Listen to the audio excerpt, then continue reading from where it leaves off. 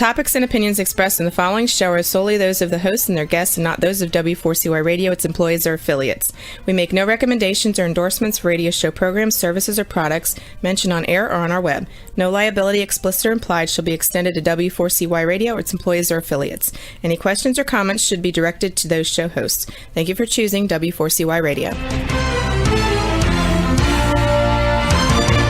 Welcome to Entrepreneurs Ascending. This isn't just a podcast. This is a call to action for all entrepreneurs who are tired of seeing their businesses and communities suffer while big business continues to grow by the billions. We challenge you to apply the content of our time together to create businesses that your clients can't resist, your employees love to work for, and your communities can depend on. Now is the time for Entrepreneurs Ascending. Yes, now is the time for Entrepreneurs Ascending. Now is the time for you to ascend in your business and in your life. And we've got somebody here, very special, Ellie Wharton, and she's going to be talking with us about how, well, we've talked about estate plans before, right? But estate planning is kind of one piece of the puzzle of ensuring your family's legacy, and maybe even helping your parents and your loved ones to be able to ensure their legacy. But there's a lot that goes into it, and Ellie's had a variety of experiences with her own life and her building her own legacies, and then also some very close personal experiences that she's going to share that really led to this book. And so without further ado, we're going to take a quick break and then bring on Ellie.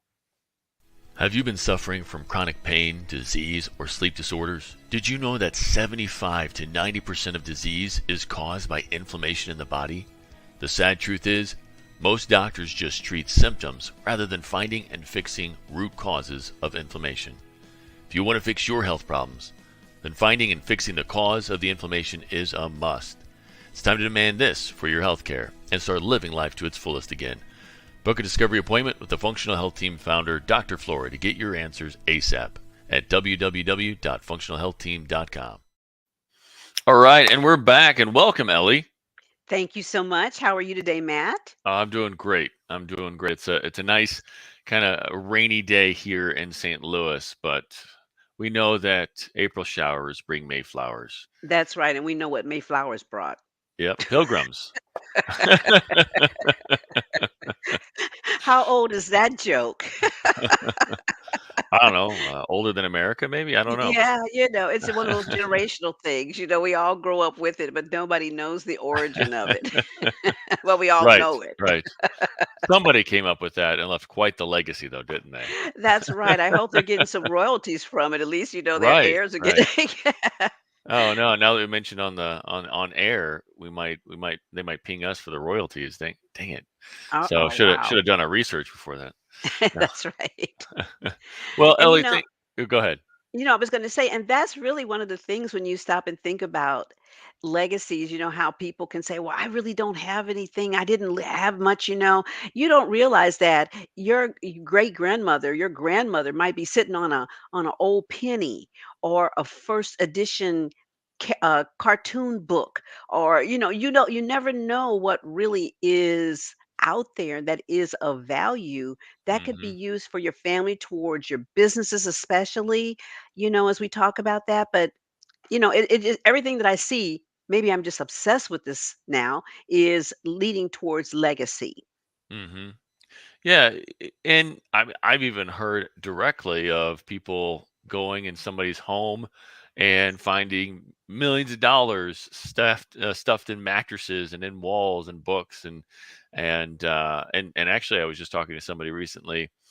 They actually had an uncle that never had any kids, and they never really knew how much he had. He had over $100 million worth of properties and investments, and nobody knew. I mean, the guy lived pretty simply, and so it's if the things weren't set up correctly, if it wasn't set up to probably best, and it sounds like there was a lot that wasn't really set up properly, Right. it can lead to a lot of problems. So, And that is the crux of it when you think about it. That's what I learned through my own life, that if you don't have it set up properly, yeah, you die and you go on, you don't care because you're not here. But it's the afterlife business that can make the difference in how well your family does for generations to come. hmm It's like hmm every generation, the mistake that you make in terms of your finances, in terms of organizing yourself, it will impact your generations to come. It may not stop yeah, generations from becoming successful, but it may be an obstacle. hmm It may not allow it to happen as soon as it's supposed to happen. Well, a topic that I love that's really kind of in this vein as well is generational wealth and that concept. And it's not always necessarily straight up money, but it is possibly passing on knowledge or heirlooms or Heirlooms, that's right. so there's a lot of different ways that it can present itself. But that idea of generational wealth and what are you passing on to the future generations is is something that I think a lot of people don't really grasp or understand or appreciate, especially in certain communities and cultures. Unfortunately, sometimes it's kind of almost looked at negatively. Unfortunately, which I think just kind of continues a cycle The of cycle. yeah. And the So, thing is a lot of it though is a lack of exposure. A mm, lack of mhm, exposure to what can be done by people that you can trust. A mhm, lot of communities have been held back intentionally so that other groups can prosper. And so what absolutely. that has done has built up a legacy of mistrust. Mhm. And so if that's all you see as being the example, then you don't trust that system. That's You fair. go back to Yeah. putting the stuff in the money in the mattress kind of Right. Right. mentality. Yeah. Absolutely. Absolutely. I Well. posted something the other day, Matt, and just to think about what we were just talking about, and it was Elon Musk had said that poor people are poor because they spend their money. Middle Mm, class people are middle class because they save their money, but rich people are rich because they invest their money. mhm. And that's what we're really talking about is investing your time, your talent, and everything that you have today. Not necessarily for yourself. You Mhm. may be looking at your grandchild running around your house. I have great grandchildren now. Mhm. And I think about that what has helped me in life has been what my parents were able to do. Mm, Coming out of segregation, getting their first home, being able to pass that home on to us, but most importantly, being able to use a lot of the instruments that are available mhm. that help to pass on generational wealth. And businesses, especially in the African American and minority communities, is huge. Yeah. It's huge because that's how Yeah. many businesses started, being the barbershop, being the beauty shop, being the grocery store owner, being the person who comes around and cuts your lawn or delivers your vegetables and your dairy and things like that, cleans up your Mhm. yard. Entrepreneurship begins there. Mhm. Yeah, and that drive for entrepreneurship and that understanding of how important it is, I think that's a key part of even that idea of generational wealth. I mean, there's the money aspect of it, but the heart of entrepreneurship, the heart of wanting to go out there and build something that's going to give you back more and build more for your family and something that you can own and pass on. And I think that's sometimes looked down upon, but or it's that there's an expectation of that where it's a business owner, which is not necessarily quite the same thing as an entrepreneur, because a business owner, it kind of like you were talking about equating like the poor people versus middle class versus rich people. Well, there's somebody who can be a business owner and they maybe own an LLC, and that's great. But they're probably working in the business a lot. And Yeah, sure. that entrepreneurial mindset is whenever you realize that you need to equip and empower others and build the right kind of systems and automation and the teams to be able to run the business for you. And that is even a stronger legacy, because not only is it for your family, right? That's also for all the people who are involved and their families, and you have a bigger impact on the community, and you can just do a lot more for the people around you that lives on. Maybe get your name on the side of a gym or something. Get a scoreboard named after you. I don't know. Exactly, and that is a good point that you bring up, Matt, the difference between a business owner and an entrepreneur. I'd never Hmm. really looked at it that way, and that's a very good thought, because you do have people that are scrambling out here, really scrambling to do Yeah, everything in their business. And you're right, it is a set of yeah. systems. Even something as what people see as easy as how easy you make this podcast look. There is a system that goes into it Hmm. that if any part of it breaks down, it messes up everything. Right, right. Yeah, I was And actually that was important. That's really important. yeah. Yeah, and there's got to be backup systems too. I was actually listening recently to the Tim Ferriss show, and he was talking about how when he does a podcast, I think he's got like 4 or 5 like backup systems, and so that he can always use it in some way. But yeah, we've got systems and backup systems and whatnot. So I know that the audience, they love to hear stories too. They love to hear the stories of the guests, and you've had a pretty interesting entrepreneurial journey, a lot in the broadcasting industry, as well as this book that you've got out as well. So I'm just curious, can you kind of walk us through what was your entrepreneurial journey like? I was always interested in technology. I think I was always a little bit ahead of my time. Mm-hmm. I saw broadcasting and public speaking as a way to break out of the barriers. Remember, I came out of segregation, so there was a lot of uh, those of us that were pushed forward into forward positions, like in broadcasting, and the ones that were you're going to be seen. We were kind of like the icebreakers. So it's like there were a lot of expectations, but there was a lot of learning the business from the ground up. Mm-hmm. And so that's what started it for me, was learning the business from the ground up from when I was in junior college, putting together a little radio station in the community college's lunchroom. And that was the community radio station. But guess what? It brought people into the lunchroom. They started buying more lunches. They started hanging around more, interacting. It was fun. And then being in San Francisco and starting my career there was really interesting during the 70s because there was so much going on. But once again, because broadcasting was very raw, it was owned by just a few networks, you learned everything from the ground up. If you were on air, you were an engineer. You had to have a third class FCC license, or else you couldn't just be on the air just as a talking head. So that really was the start for me, believe it or not. And then as I kind of continued on in broadcasting, being able to be exposed to the technology, that's the part that really excited me.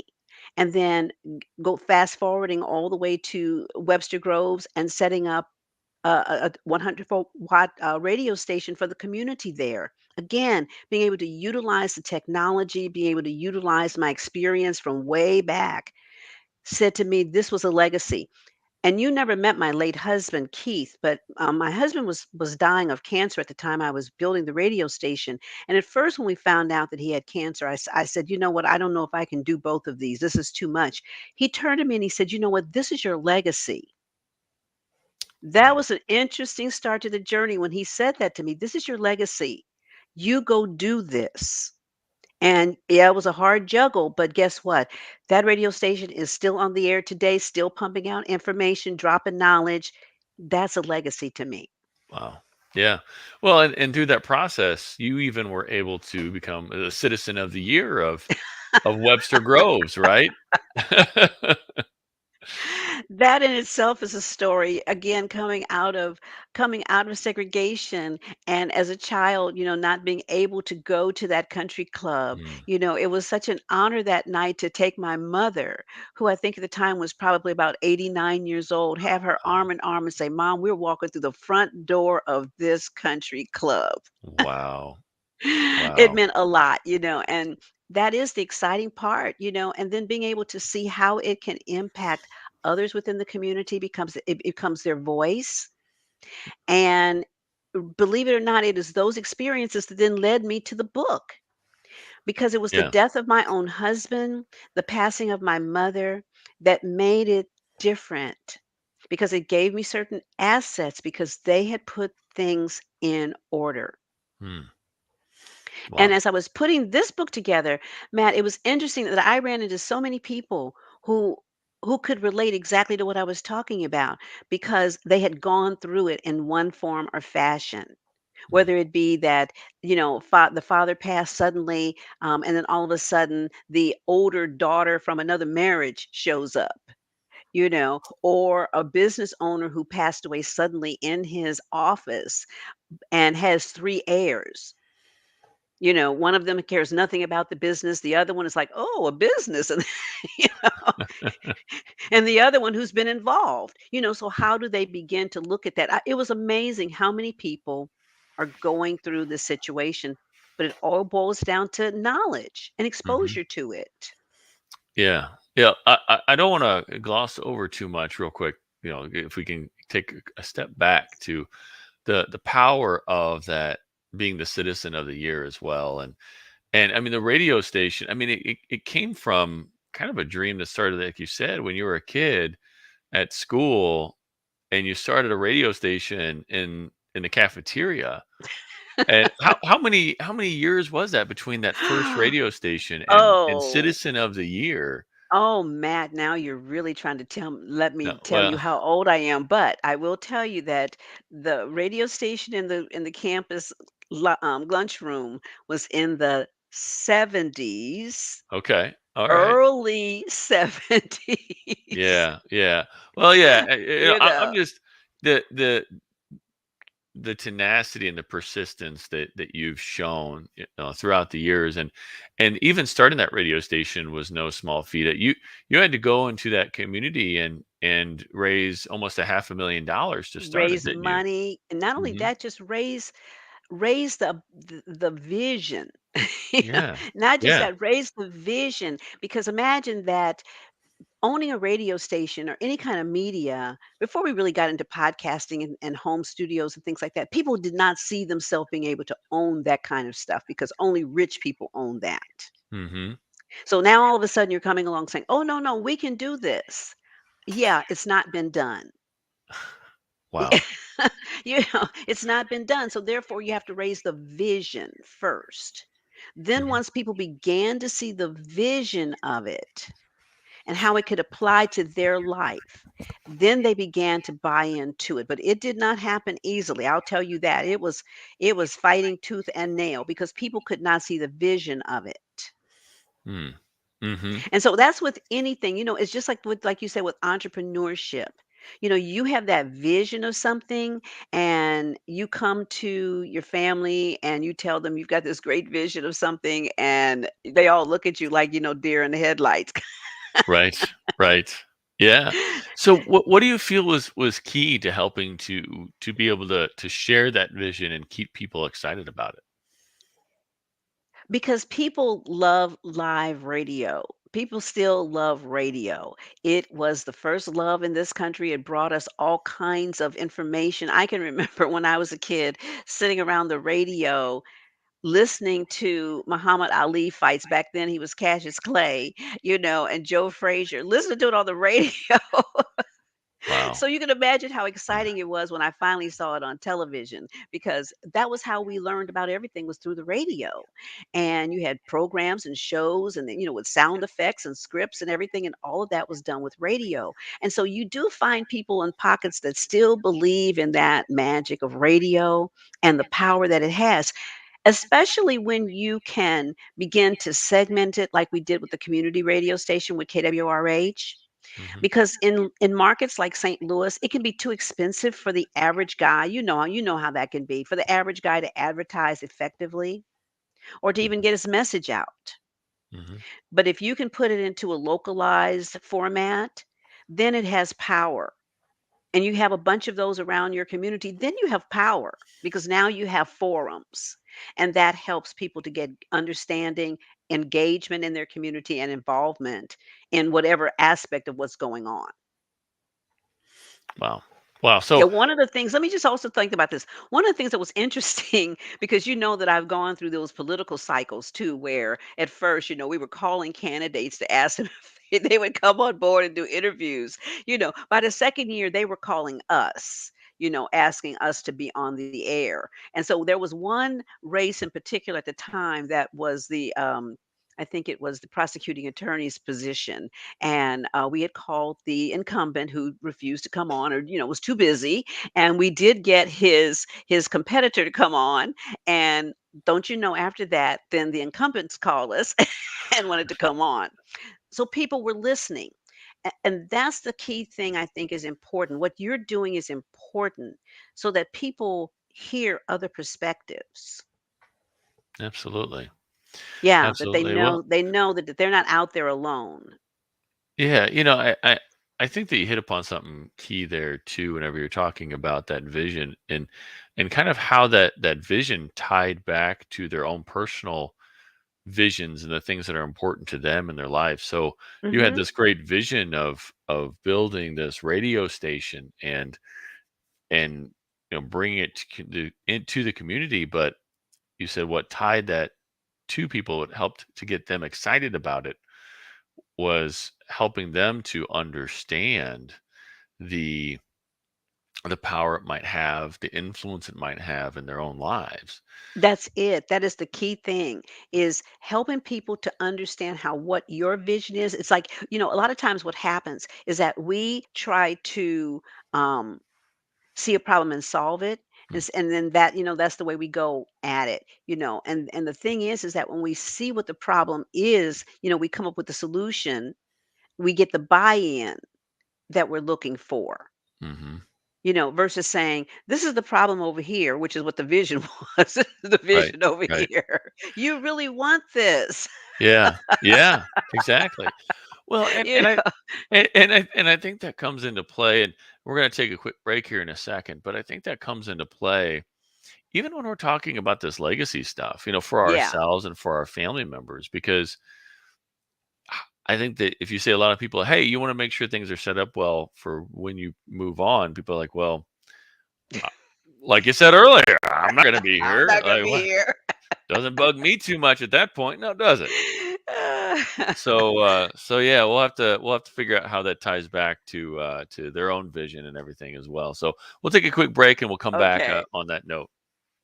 Have you been suffering from chronic pain, disease, or sleep disorders? Did you know that 75 to 90% of disease is caused by inflammation in the body? The sad truth is, most doctors just treat symptoms rather than finding and fixing root causes of inflammation. If you want to fix your health problems, then finding and fixing the cause of the inflammation is a must. It's time to demand this for your health care and start living life to its fullest again. Book a discovery appointment with the Functional Health Team founder, Dr. Flora, to get your answers ASAP at www.functionalhealthteam.com. All right, and we're back, and we were talking about Ellie's entrepreneurial journey, and she's got a fantastic book that really I think highlights that something that's so important for so many of our audience members about preparing for the great. It's called Preparing for the Great Beyond: Transformative Practices for Creating a Family Legacy. And Jason, can you throw that up here for us so we can see the cover? There it is. There it is. So preparing for the great beyond. All right. Thank you, Jason. Appreciate that. Now, So Matt, I also want to yes. say that I have this is the, make sure I pointed towards the camera there. Right. This this is the handbook that goes along with the Uh book. Because yeah. the idea is the book tells you exactly what it is that you need to do, how to organize it, but the handbook now is what you have for each and every person. This is what Hmm. is filled out, Okay. so that Okay. when it comes time for Aunt Martha's services, everybody's not running around like with a chicken with their head cut off. They know where the book is. It's got the information. It's got everything laid out because you've already had your presentation. You've done everything with them. Yeah. You Yeah. know, now all of a sudden, so you can actually go to the funeral and grieve. Mhm. Mhm. Yeah, or celebrate life, That's and it. Exactly. Exactly. And that that's the key, is that there's so much for people to really know. It's almost like prying. It almost I Mhm. think that's why it has to be done among family members. Mhm. Because you want the family to be engaged in this process. And again, even we know that can create issues Absolutely. because Yeah. families have their own hidden secrets, but it's some of those secrets that could make a difference in the family's legacy. Mhm. Imagine, you got grandma and grandpa who are 90 years old, but when they were young people, bought a whole bunch of plots of land within a city, and they still Mhm. own it, and they've been paying Mhm. taxes on it all these years. They passed away. What happens to all those plots of land that nobody knew existed? You know, but if you knew that it existed and it was set up correctly, legally, with beneficiary deeds, things like that, those are assets. They could turn Yeah. around and sell those plots of land. They could turn around and build on it. They could put a community garden on there. They could do something with that plot of land that becomes an asset to the family as a whole. I'm going to say something really, really, people are going to think this is kind of callous, but every time somebody in your family dies, your family should become wealthier. That person has Hmm. some assets. Even if it was the homeless person that you thought had nothing. I have a story in my book about that where there was an Asian woman who had passed away in San Francisco, and she was a well known homeless woman in a particular area. But they found her dead basically of exposure. She had on an old raggedy coat that she always wore. Nobody really knew her name. They just knew her from seeing her. But when she passed away, they kind of remembered her first name. No relatives, no nothing. They came and carted her off to the morgue, cut off her clothes. She had $600,000 sewn into her coat. Probably would help Wow. keep her warm for a while. But Yeah. Yeah. but Wow. let's say that now all of a sudden an heir reads it in the newspaper and goes, "You know what? That's Auntie Jane." Mhm. Now Mhm. all of a sudden there's afterlife business that has to be taken care of. Yeah. And so how Yeah. does the family benefit? Do they benefit from having things put in order, or or does it become an albatross? Because that can happen too, because especially with property, it can become an albatross because it goes into probate, and now all of a sudden you're tied up into litigation and courts and stuff for a year. Yeah. Yeah, we actually had an estate planner on a little while back, and he pointed out that if you've got a business, basically everything about that business becomes public during that process. Like, if it goes to probate, That's right. like, it becomes a distressed business. So even if you try to sell it, it's a Yes, distressed business, it's a distressed anybody business. anybody who goes to sell it, they basically know everything about it because uh, it's all been displayed in the court documents, right? So Right. a lot of people don't understand I mean, scary that is. It could take something that was meant to be a legacy to pass on and turn it into just actually a horrible curse. Yes, absolutely. And that's what we want to avoid. I always tell people that I'm of an age, since you made me talk about when I started the radio station back in the Sorry, sorry, I'm my in the bad. age I where don't I know what was, I was yeah, thinking. I don't know what you were thinking of, but anyway, I always say that the last 30 years of my life are going to be just me constantly just telling people what I've learned before, because you take your life in segments, and you Mhm. know that there's that segment where you're kind of doing the family thing, you're raising the kids, you're trying to, just build, then you kind of get into a stage where you've built and now you say, you know what, I got a little cushion here. In addition to a little monthly, getaway, I can have dinner and do a getaway. But then when you get older, you realize that, that you didn't probably do enough in that sense. You always feel like you didn't do enough. But the thing of it is that building a legacy is a growth process. It's like what I have or what my parents had, the home that they had, and the assets that they had, I was able to build upon, and then I grow and I have assets. So I don't just go, like go out and buy, a Ferrari. I invest that money and move it forward to the next. I buy a home. I have property. I do this. I have a business.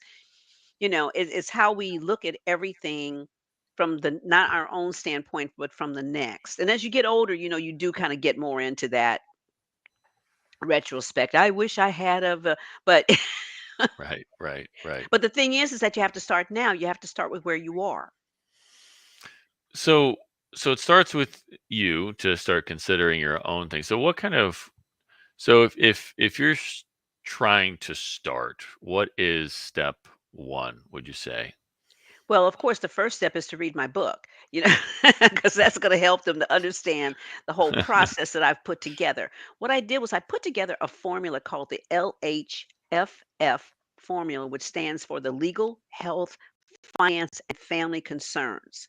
I also say it's pronounced like laugh, because if you don't have it together, you won't be laughing at the end. That is for sure. You won't have the last laugh? Nope, you won't have the laugh. Good for you, rim shot. Right, right. But it's understanding all of those different aspects of a person's life. And everybody has some of that, believe it or not. Just even the medical. Let me give you an example of the medical. With medical power of attorney, my mother passed away in 2020. In the mess of everything that was going on, she didn't die of COVID, but she passed on. She was 91 Mm, years old, and the morning that she passed on, everything happened very, very suddenly. I get a phone call at 8:30 in the morning, and it's from my daughter saying they're loading mom down the stairs into a stretcher into an ambulance. She's going to the hospital. Within 20 minutes, the hospital is calling me and saying we need your permission, intubate or do not resuscitate. Uh, I'm like, wow, what? What? wow. Hello? But the thing is my daughter was right there, but I was the one that had the medical power of attorney. And my daughter had the paperwork. And so they had to still get in touch with me to ask me that basic question. Now, in the middle of a panic, you can imagine, here's my mother, what am I going to say?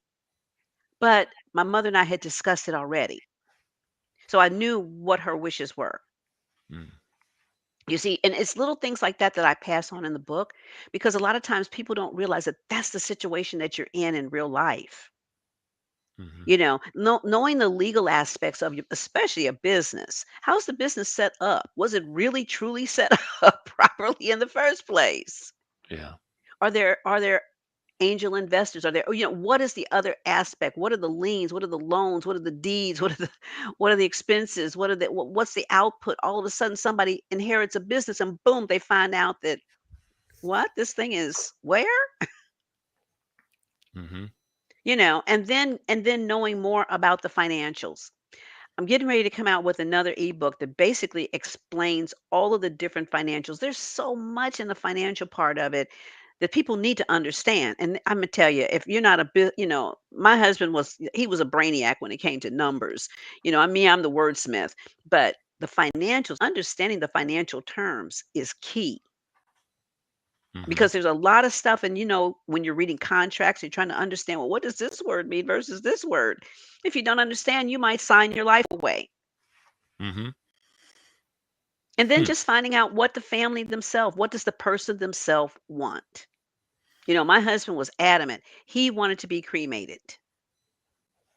And so he was.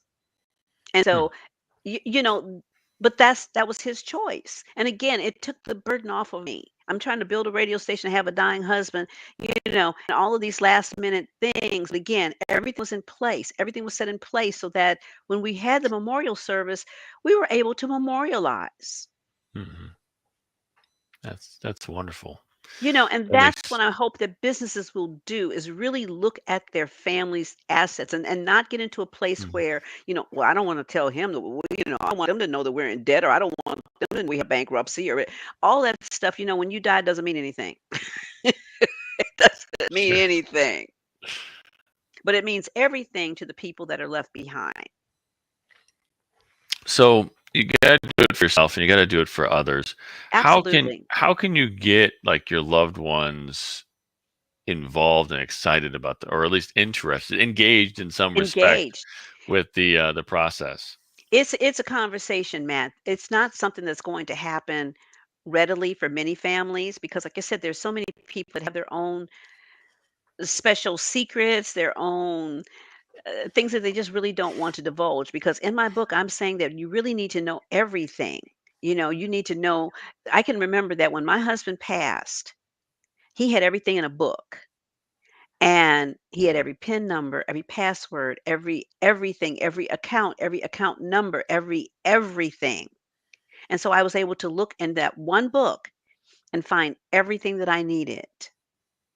And it made things so much better, several days when I actually my brain, I began to like focus like, "Oh my gosh, this has just happened to me." People sometimes we have plenty of time. I did have years to prepare for that. With my mother, I had minutes to prepare. Um, Mhm. some people, especially during COVID, if this is what made me start thinking about the whole thing, it was during COVID when families were dying together.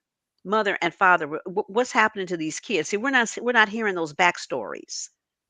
And a lot Yeah. of times because people weren't prepared, maybe they didn't even have insurance. How do people get buried? One of the stories I have in the book is from an undertaker, and he talked about how, with one family, because there was no insurance, it took 3 months for them to bury that family member. That family member was sitting in the morgue for 3 months. Imagine the stress that family was going through. Wow. You can't Yeah. even move forward. And when it comes to entrepreneurs, we don't have that kind of time to just sit back. 3 months could mean the difference of I'm flourishing versus I'm perishing. Hmm. So I am just adamant that business owners need to get all of this stuff laid out. A lot of people say, "Yeah, I have some of it." And yes, I know. You need all of it because when something does happen, whatever it may be, the people that are left are the ones that are going to have to deal with the afterlife business. And it's not a popular subject. I understand that. But it is one that everyone is going to face. Well, with business owners, going back to that idea of legacy, like if that's one of the key drivers for a lot of people with their businesses is leaving Yes, some sort of legacy. And absolutely. and to not think about how to do that right, just to push it off or avoid the conversation or just think, well, they'll figure it out. I mean, No. yeah. No, there need to be clear instructions on what the next step is because of course with every generation they're going to come in with new ideas. Well, we should be doing it this way or the color should like be we should change the logo. We should, yes, those things may change, but the core values of the company, that's what has to be locked in. Hmm. So that when the people are coming next, they're not twisting this thing all the way around and all of a sudden, you know, um, when you used to sell milk, now you're selling steaks. You know, Right. that's Right. just a wild example, but you may expand into selling steaks, but Fair. Fair. but yeah, you understand it's like you said, it is a legacy. I know I saw something the other day, and it just made my heart leap with joy to see this that in Webster Groves, a local newspaper that had been around since forever, thrown on a Thursday night in my neighborhood, always chock full of information, is finally back. And they came back by popular demand. I mean, they did have a digital, forum, but they're actually back. And it's good to see that we're getting back to the tangibles. That's what this whole thing is about. It's the tangibles because we have all of this technology and everything we want to put it up on the cloud, and I agree that everything should be up on the cloud as well, so no matter where you are, you can access your information, but again, you Hmm. still have to have technology and power to do it. Hmm. So you still need to be able to know, where's this book? Right. Right. When Where's Uncle Fred's house, where's this book? hmm hmm And sometimes, especially with all these storms coming up that we've had down here in the south, you know what, you may only have a short period of time to get your information. hmm And I mean, think you think about it. We see stories, especially down here in the South, where we know there's a tornado coming through somewhere. And last week, when they had the big tornado over in Slidell and over in New Orleans, I'm sitting over here in Long Beach. actually watching the video of it through the news station. How scary is that? And then the next morning, you see all of the destruction, and there are people inside of homes, and they said, "My home looked like this yesterday, and now it looks like this." How much time did they have to grab their information? Mm-hmm. And what's the first thing they're going to have to do? They need insurance. They need identification. Their needs are so great, and it's hard for you to manage all of that when you're in the midst of the crises. Mm-hmm. So that's why something as simple as a little simple booklet with information documented. And when you get the family members in to realize it's something just as simple as this. Mm-hmm. Sometimes it's just people have to just see it's just this. And you have trusted agents within your family to do the interviewing. Not the gossip monger, not the not the spendthrift. They can't do it. You need the person who's kind of just a solid, maybe behind the scenes kind of cousin Mm-hmm. that everybody loves but Well, never raise the fuss. Everybody trusts, everybody loves.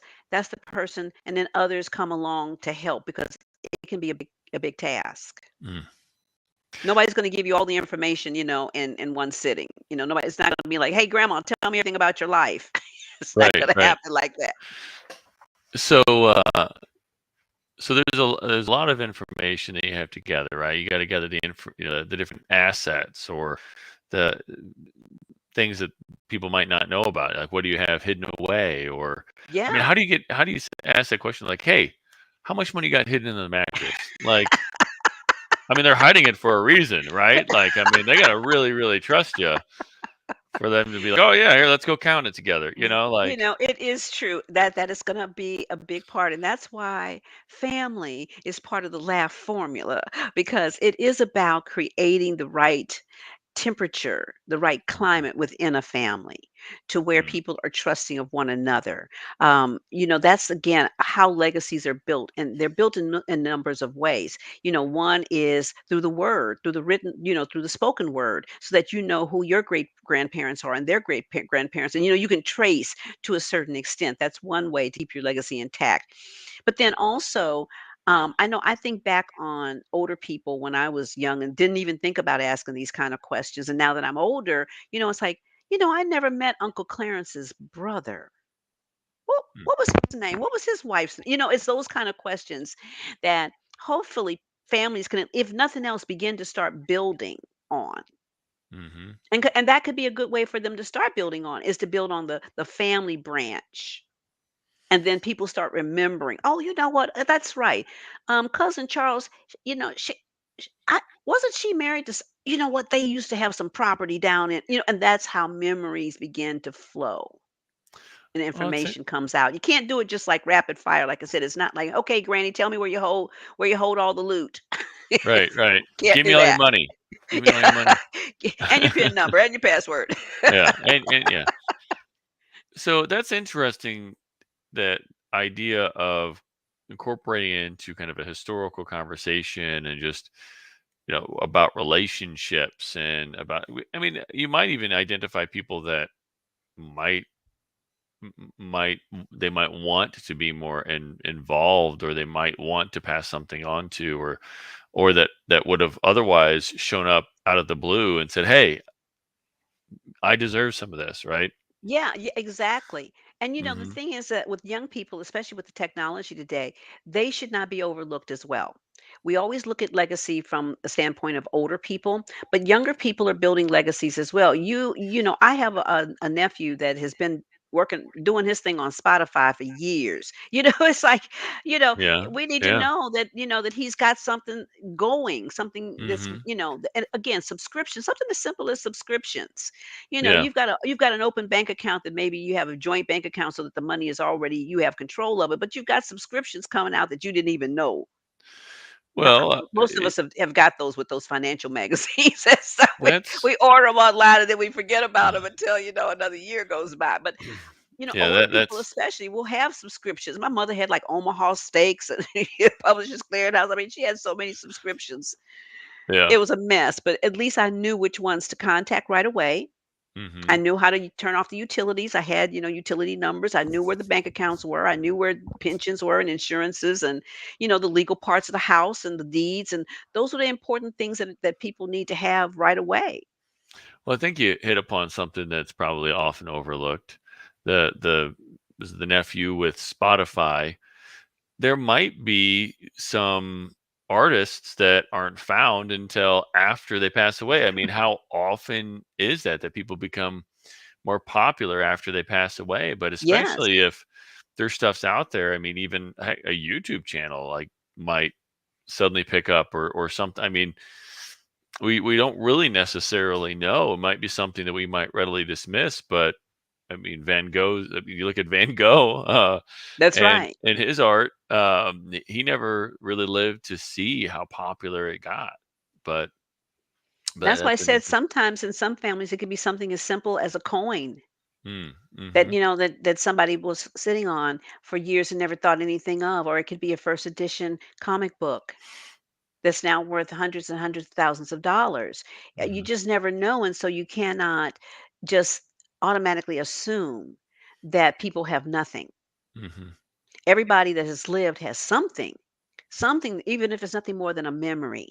Yeah, And again, that's another form of legacy is being able to, I think most people want to leave behind a legacy where people think kindly of them. Now, I don't think that there's really a lot of people. There may be some that, that die and it's like, I'm dead and I don't care. right, But right. even if it's just being able to leave the legacy of she was a good person. He was a good person. Yeah, He yeah, left and leave if leave nothing else. What else are you doing when you're sitting there watching TV? Put your business in order. right, right. Yeah. So we've only got a few more minutes left, and Oh, darn. I think with this topic especially, I kind of always like to ask this question about like what advice you would give to your 16-year-old self. If you got a chance to talk with her. Um, It goes back to the whole thing of now knowing that it is investing, that mm, investing is the way mm, to build on your wealth. We came from a generation, my mom and dad came out of the depression, so everything of course was save, save, save. mm, And they were good, they were great middle class people because they saved. Unfortunately, our younger generation, they're the poor ones, they want to spend, spend, spend. And unfortunately, we get to the point where then we know enough to then realize we have to invest, invest, invest. But now there's so much to invest in. We just again, that's why we have to listen to programs like this so that we know what to invest in. There's so much out there. hmm But it's the whole thing of knowing and understanding.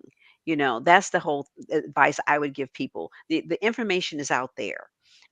It is just needed to for people to ingrain it hmm, and realize it is real.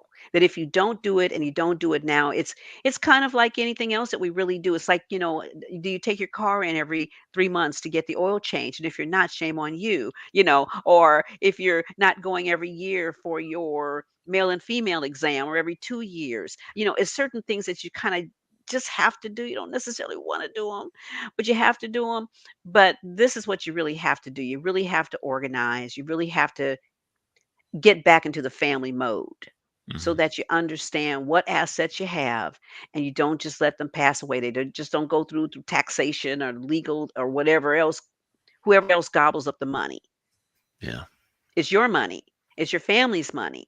It's the difference between Johnny going to college or not going to college, or Susie starting her own business, that she's always wanted to do. You know, it's that difference.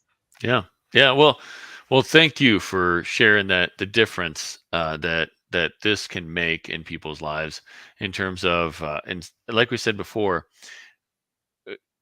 businesses can be a blessing to pass on, but or it could be a curse. And then you could have a celebration of life, or you could be worrying about all the things that you've got to take care of now that somebody's passed on. But Exactly.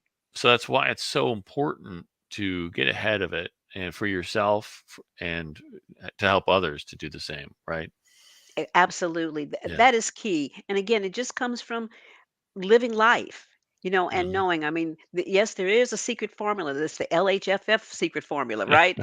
Right. But it really is, once you get into it, it makes so much sense. It Hmm. really does. When Hmm. I talk to people about it, they go, you know what, you are so right about this. And so many people just, I never even thought of it. Well, thank you for helping us think about it. And how can people get a hold of you if they want to know more?